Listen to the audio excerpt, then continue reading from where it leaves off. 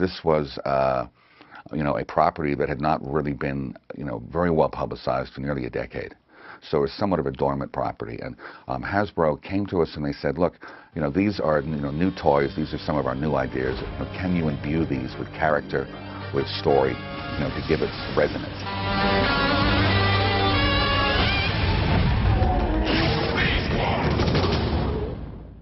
Larry DiTillio and I had a really good working relationship. I think we complemented each other really well. We were never a writing team. We never wrote together. I wrote my scripts, he wrote his scripts. I story edited one half of it, he story edited half of it. We obviously collaborated. We said, oh, let's do this and let's do that, let's do that. A lot on the story process was a lot of collaboration there. And, you know, we got along really well, and I was kind of bad cop and he was kind of good cop when we were dealing with the producers, so that worked out well, too. I was the guy who would be, you know, screaming at the top of my lungs, no, you can't do that to Optimus, you know, and Bob would say, oh, you know, no, maybe we could if we did this and we changed that. He was diplomatic. I had no tact whatsoever. So we made a good team. Larry was very involved in the details, how things worked. He really liked coming up with really interesting characters, really almost reprehensible characters sometimes, and he would always try and work out the rules of the universe that we were creating. It can't be. It's the Ark. And this is Earth. You've traveled back in time. Yeah, a few million stellar cycles back in time. And Megatron and his dreads are trying to slag the Autobots. It's not a joke. We're in a war to save our own future. And we could use your help. We were starting from scratch because the Beast Warriors were not the original Transformers. The original Transformers were bigger. You know, they were about 30 feet tall. These guys were about almost human size, a little bigger. Hasbro really didn't quite want to know where they wanted to go with it, so it fell to us. And we kind of looked at each other in an airport in Canada and said, what do we want to do with this? We both said it like at the same time. We want to make a science fiction show. Transformers is basically science fiction. It's about an impact of technology, in this case the technology being the antagonists, protagonists themselves. And we said, this is the fascinating concept, that these robots are at war with each other. It is time to finish the Maximals, for good. We probably used elements from every major science fiction classic there ever was. It's a science fiction concept if we can get somewhere where we figure out why are they sentient and who made them sentient, where do they come from. So we were starting to really get into, we were going to make a canon about Beast Wars. I remember in particular talking to Bob about you know, the idea of discovering previous civilizations or previous technologies and having an unseen hand living on the planet that would impact the fate or destiny of these characters, much like, and I think I used the example of Mysterious Island, you know, Jules Verne. And we used a lot of those type of references or inspiration. But they're classic, they're timeless. People loved them in 1900. I think they're going to love them in the year 3000.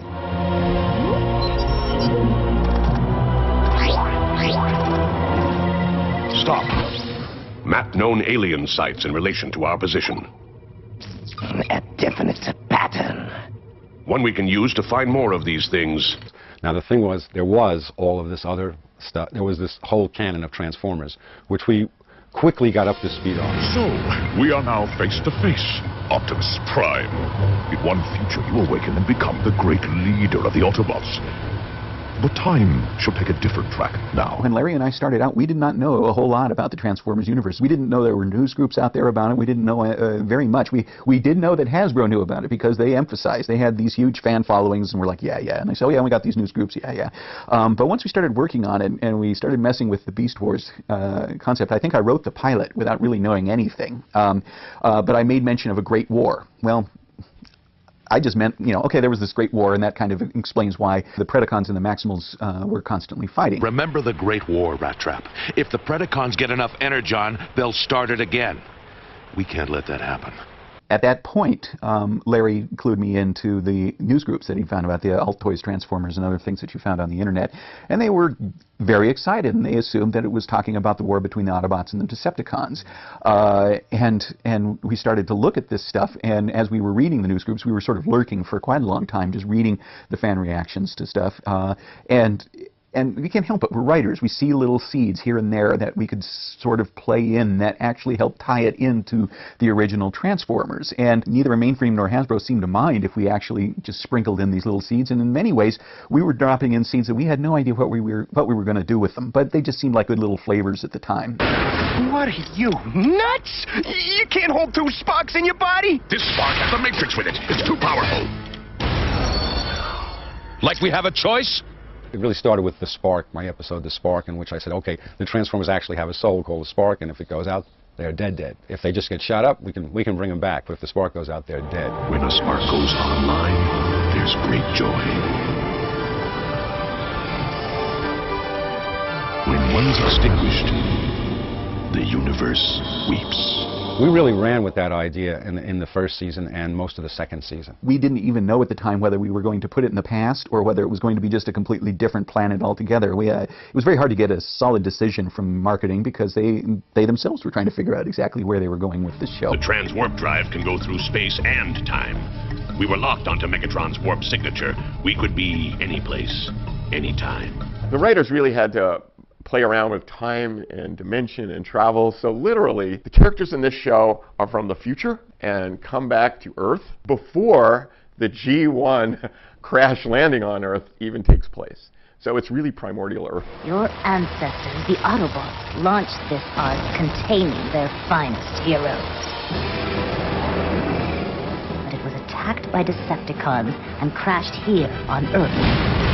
We put 2 moons in the sky, figuring just in sort of a random way. It's like, okay, if we decide this is going to be Earth later on, we can always blow up a moon. We'll figure out a way how to blow up a moon.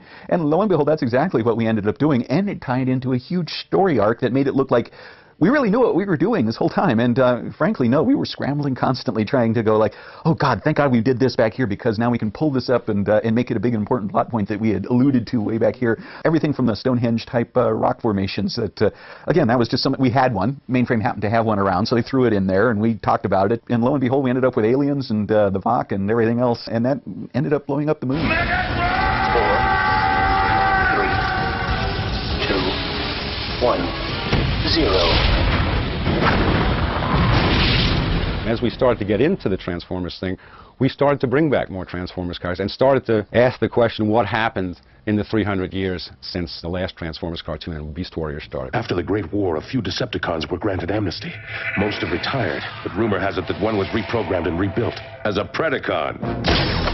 There was so much world building and creating involved in Beast Wars. I love doing that. I love the world building and the creating characters. Bob likes firing really big guns.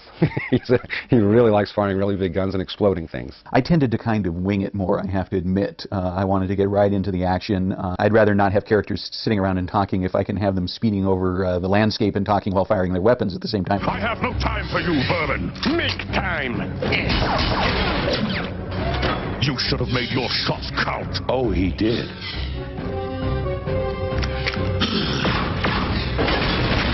We've developed a good relationship with Hasbro over the years, and we began to share ideas as far as what some of these robots could do, what type of animals they can transform into. I mean, it was kind of 2 technologies exploring one another. We were constantly developing new technology of animation, which, frankly enhanced the bringing the toy to life, aspect of Transformers. Whether you believe it or not is immaterial. The fact is, your emotions have jeopardized our situation far more than you realize. If we weren't holding Megatron,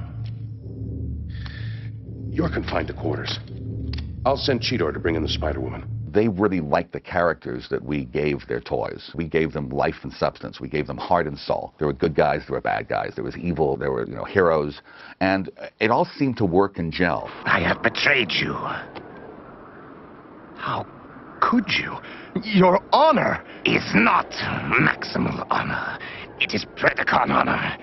I am Predacon. We really went to the human core. Besides the war and the death, we put in love relationships. We put in the most insane mystic you ever see in the character of Rhinox. Unit Rhinox core consciousness fading. Time's running out, but it's gotta be here in the other side of the Matrix. From Beast Wars, I learned, I think, more about writing character than I'd ever learned before. And part of that was simply because Beast Wars had such a limited number of characters that we had to work with. We were always writing what we called inside the glass box. We felt like we were constantly enclosed in this glass box of we only have a certain number of sets, we only have a certain number of characters. Our job was to keep the audience always looking inward so nobody would notice how close against the walls we constantly were of what we couldn't do. Instead, we would make sure that the story concentrated on what we could do and what we could do really well. And, you know, we had learned from the animators, and one thing we could do really well was we got great acting out of those robots and those animal forms. Journey well, friends. You are part of this planet. Let its heart guide your own. Be careful, Big Cat. Always, little cat.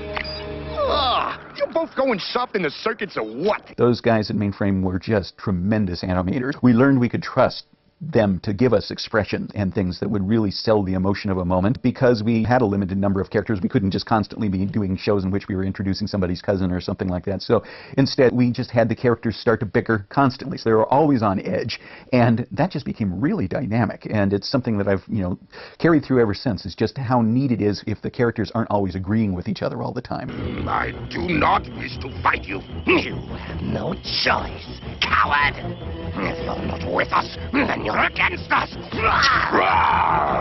I think that kind of puzzled the fans at first that were fans of the original G1 series, because in the G1 series it was basically Optimus would issue a command and everybody would follow it, and the same thing with Megatron. And that had kind of a team player aspect to it, but they had 9 zillion characters they could mess with, and they were, you know, had constant, you know, wars between huge armies. We had 14 characters. We couldn't budge on that, and so our characters had to squabble a lot, and in that squabbling it allowed us to really bring out some really neat aspects of those characters. I'm tired of your insolence and your scurrying to the dark. And I am tired of your infernal chattering. I am no longer part of your command. I think that we probably killed more characters over a span of 3 years of production in a television series than probably any previous animated series in history. The rest is silence.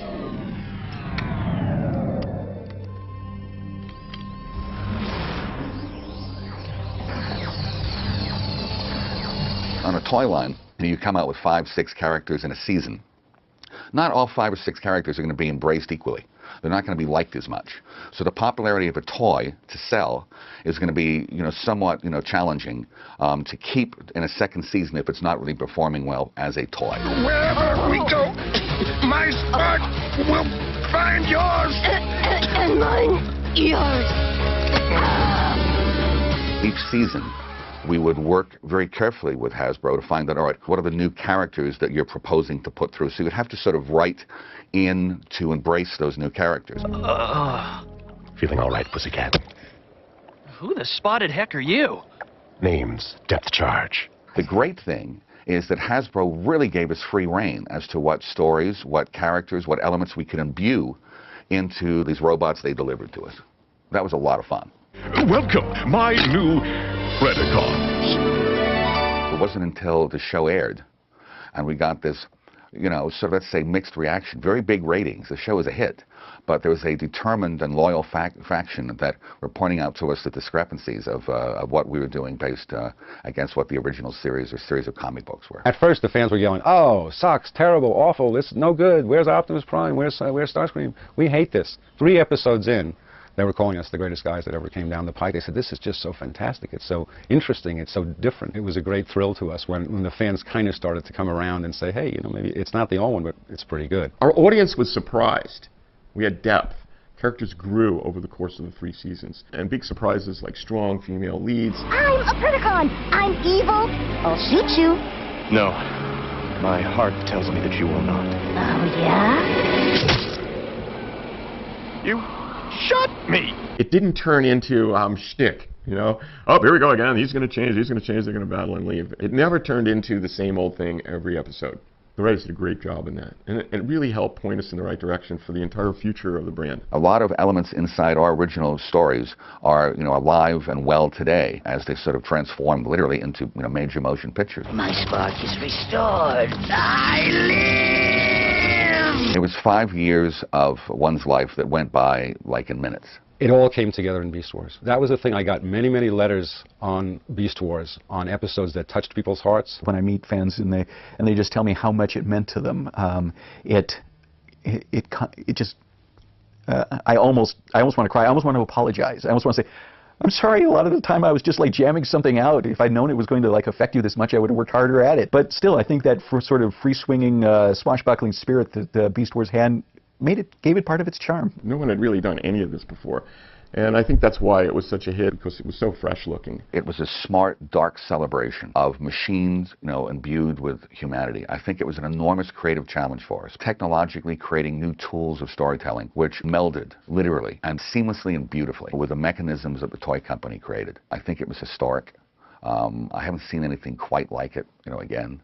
And it's probably one of the greatest, shows that I, and I think a number of my colleagues have ever been associated with.